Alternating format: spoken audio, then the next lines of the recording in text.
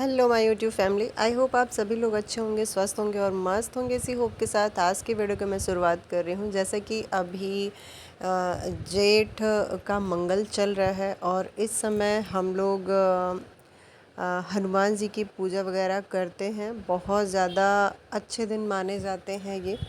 और इस बार तो अधिमास लगा हुआ था, तो 2 महीने मिल गए हमें बड़े मंगल के लिए।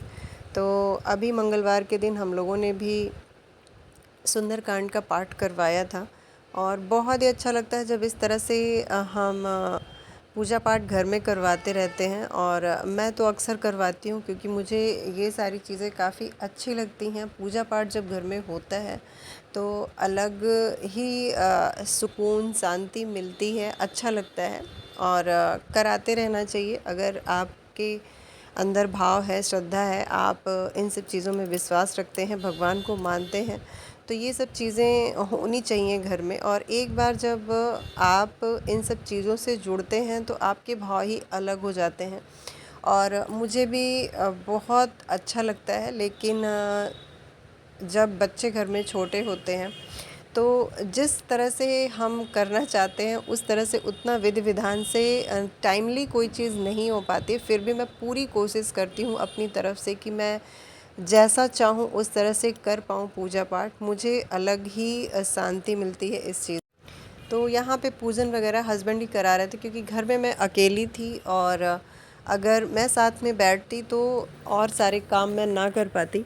तो इस वजह से वैसे भी हनुमान जी की पूजा वगैरह जब ये लोग करते हैं तो ज़्यादा अच्छा लगता है। और पूजन वगैरह किसी अलग से पंडित जी को हम लोगों ने नहीं बुलाया था, जो मंडली बुलवाई थी उसी में ये थे जो पूजन करा के फिर सुंदरकांड शुरू कर देते हैं। तो वही मैं यहाँ पे दिया जलवा रही थी। और उसके बाद अगर मैं यहाँ पूजन में बैठ जाती तो फिर मेरा उठना मुश्किल हो जाता।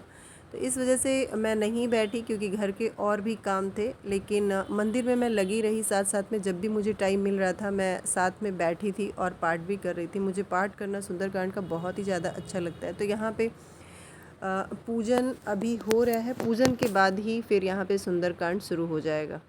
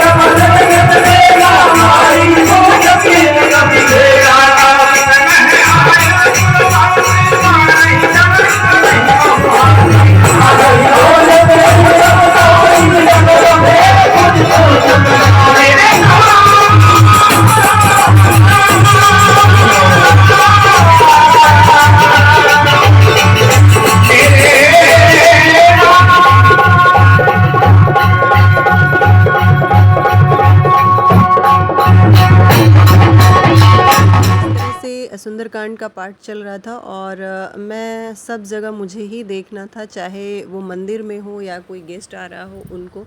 बहुत ज़्यादा लोगों को तो मैंने बुलाया नहीं था क्योंकि अकेले संभालना मुश्किल हो जाता है। तो कुछ ही लोगों को मैंने आसपास के लोगों को बुला लिया था। और यहाँ पे देखिए धूप बत्ती वगैरह अगर जल के बुझ जा रही थी तो वो सारा काम भी मैं देख रही थी, दिया वगैरह भी देख रही थी कि घी वगैरह ख़त्म ना हो।